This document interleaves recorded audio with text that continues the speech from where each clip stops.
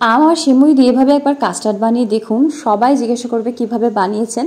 আমি বানিয়েছিলাম, বাড়িতে ছোট থেকে বড় সকলেরই খুব পছন্দ হয়েছে এবং আবার বানানোর আবদার এসেছে। চলুন দেখে নিই কীভাবে বানিয়েছি আমি প্রথমে একটা কড়াইতে 1 টেবিল চামচ ঘি নিয়েছি। ঘিটা গলে গেলে এখানে 1 কাপ পরিমাণে সিমুই দিচ্ছি। আমি প্যাকেট সিমুইটা দিচ্ছি, লাচ্ছা সিমুইও দিতে পারেন, হাত দিয়ে একটু ভেঙে দেবেন। 2 চিমটি এলাচের গুঁড়ো দিয়ে 30 সেকেন্ড মতো একটু ভেজে নেব। যদিও এটা আগে থেকে ভাজার সেমাই, তবুও আগে একটুখানি ঘি দিয়ে ভেজে নিলে খেতে অনেক ভালো হয়। এখানে দিয়ে দেবো আমি চিনির পরিমাণটা আমি কমই রাখছি, আপনারা আপনাদের স্বাদ অনুযায়ী একটু বাড়িয়ে দিতে পারেন। আর চিনি দিচ্ছে এখানে 1 টেবিল চামচের একটু বেশি। তার সাথে 2 টেবিল চামচ পরিমাণে আগে থেকে জাল করে রাখা লিকুইড দুধ দিচ্ছি। সিমুইটাকে হালকা করে একটু ফুলিয়ে নেব, একদম কিন্তু নরম করে ফেলবো না। কনডেন্স মিল্ক ছিল 1 টেবিল চামচ দিচ্ছি, যদি না থাকে অবশ্যই স্কিপ করে যাবেন। 1 টেবিল চামচ গুঁড়ো দুধের ব্যবহার করবেন, খেতে একই রকম লাগবে। একদম লো ফ্লেমে নাড়াচাড়া করব, আর কোনো রকম লিকুইড দুধের ব্যবহার করব না। আস্তে আস্তে দেখবেন সিমুইটা ফুলেও গেছে, আবার বেশ এরকম একটু ঝুরঝুরে হয়ে গেছে, আবার বাইন্ডিংও এসেছে।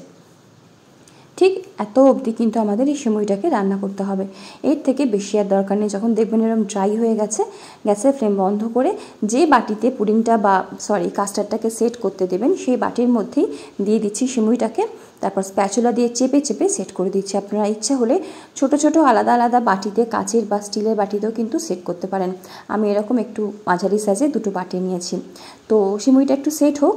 এখানে 1/4 কাপ উষ্ণ দুধে 2 টেবিল চামচ কাস্টার্ড পাউডার নিচ্ছি। প্লেন কাস্টার্ড পাউডারটা ব্যবহার করছি, আপনারা ফ্লেভার কাস্টার্ড পাউডার থাকলে সেটা দিতে পারেন। উষ্ণ দুধে মেশাতে হবে, গরম দুধে মেশাতে গেলে কিন্তু কাস্টার্ডটা দলা পাকিয়ে যাবে। ওই কড়াইতেই আমি এখানে 1/2 লিটার পরিমাণে ফুল ফ্যাট দুধ নিচ্ছি। দুধটা আগে থেকে জাল করা। দুধটাকে জাস্ট প্রথমে একবার ফুটিয়ে নেব। দুধটা ফুটে উঠলে মিষ্টির জন্য দিয়ে দেবো এখানে চিনি। এখানেও আমি ওই 1 টেবিল চামচের একটু বেশি চিনি দিচ্ছি। মিষ্টির রেটটা আমি কমই রাখছি, যেহেতু আম থাকবে তার জন্য একটু কমই দিচ্ছি। তো চিনিটাকে মিশিয়ে জাস্ট 1 মিনিট ফুটিয়ে নেব। তারপরে যে কাস্টার্ডটা রেডি করে রাখলাম সেটা দিয়ে দিচ্ছি। এটা দেওয়ার সাথে সাথেই কিন্তু নাড়াচাড়া করতে থাকবেন। আমার একটু 5 সেকেন্ড মতো দেরি হয়ে গেছিলো। দেখুন এখানে কিন্তু দলা পাকতে শুরু করে দিয়েছে। আমি যদিও পরে এটাকে ভালো মতো মিশিয়ে নিয়েছি, কিন্তু সবচেয়ে বেশি সুবিধা হয় কাস্টার্ডটা দিতে দিতেই কিন্তু মেশাতে থাকা, তাহলে কাস্টার্ডটা দুধের সাথে অনেক তাড়াতাড়ি মিশে যাবে। একদম লো ফ্লেম করে দিয়েছিলাম আর ভালো মতো সব কিছুকে মিশিয়ে নিয়েছি। একদম স্মুথ হলে খেতে বেশি ভালো লাগে। দলা পাকিয়ে গেলে কিন্তু দেখতেও ভালো লাগে না, আর মুখে খেতেও ভালো লাগে না যখন মুখে লাম্পগুলো পড়বে। তো দেখুন একদম স্মুথ করে কাস্টার্ড রেডি করে নিয়েছি। এর থেকে বেশি ঘন করছি না, ঠান্ডা হলে জমে যাবে। গ্যাসের ফ্লেম বন্ধ করে সিমুইয়ের যে বাটিটা সেট করতে দিয়েছিলাম ফ্রিজ থেকে আমি বের করে নিয়ে এসেছি, তার মধ্যে দিয়ে দিচ্ছি এই কাস্টার্ডের মিশ্রণটা। বেশ খানিকটা করে কিন্তু দিয়ে দিচ্ছে, চারিদিক থেকে ছড়িয়ে দিচ্ছি যাতে চারিদিকে সমানভাবে কাস্টার্ডটা ছড়িয়ে যায়। আমি আবারও বলছি, আপনারা চাইলে ছোট ছোট স্টিলের অথবা কাচের বাটিতে কিন্তু এই কাস্টার্ডটা সেট করতে দিতে পারেন। আবারও ঠান্ডা করার জন্য ফ্রিজে রেখে দিয়েছি। এখানে মিক্সির জারে একটা পাকা আমের পাল্প নিচ্ছি, তার সাথে 1.5 টেবিল চামচ পরিমাণে চিনি নিচ্ছি। পেস্ট করে নিয়ে একটা কড়াইয়ের মধ্যে আমের পেস্টটা দিচ্ছি।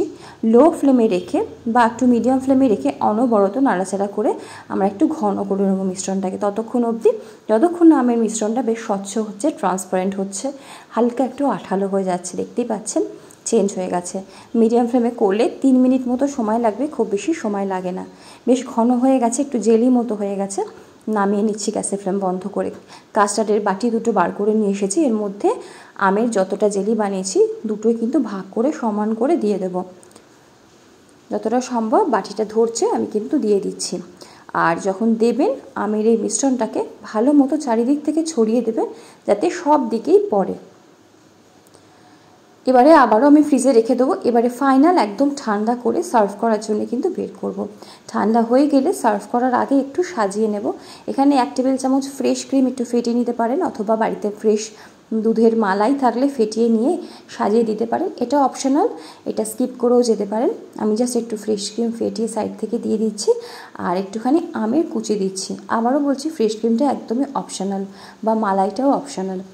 আমের কুচি আর এভাবে পেস্তা কুচি দিয়ে সাজিয়ে দেবেন। পছন্দ মতো যে কোনো বাদাম কুচি দিয়ে সাজাতে পারেন, নিজের পছন্দ মতো সাজাতে পারেন, কনডেন্সড মিল্ক দিয়েও সাজাতে পারেন। ব্যাস, তারপরে যদি এরকম মিডিয়াম সাইজের বাটিতে হয় তাহলে এভাবে একটুখানি কেটে নিয়ে সার্ভ করতে হবে। অবশ্যই একদিন বানাবেন, খেতে দারুণ হয়। একদম মুখে দিলে মিলিয়ে যাওয়া এই মিষ্টিটা ফার্স্ট টাইম আমিও বানিয়েছিলাম। আমের সিজনে এই মিষ্টিটা একটা মাস্ট ট্রাই। একবার অবশ্যই বাড়িতে বানিয়ে দেখবেন, বাড়িতে কিন্তু সবার খুব পছন্দ হবে। ভিডিওগুলো কেমন লাগছে জানাবেন, ভালো লাগলে লাইক কমেন্ট শেয়ার সাবস্ক্রাইব করে পাশে থাকবেন। ফেসবুক থেকে দেখলে অবশ্যই পেজটাকে একটু ফলো করে দেবেন। আজকে এখানেই শেষ করছি, দেখা হচ্ছে পরের ভিডিওতে। সকলে ভালো থাকুন, সুস্থ থাকুন, হাসি খুশি থাকুন।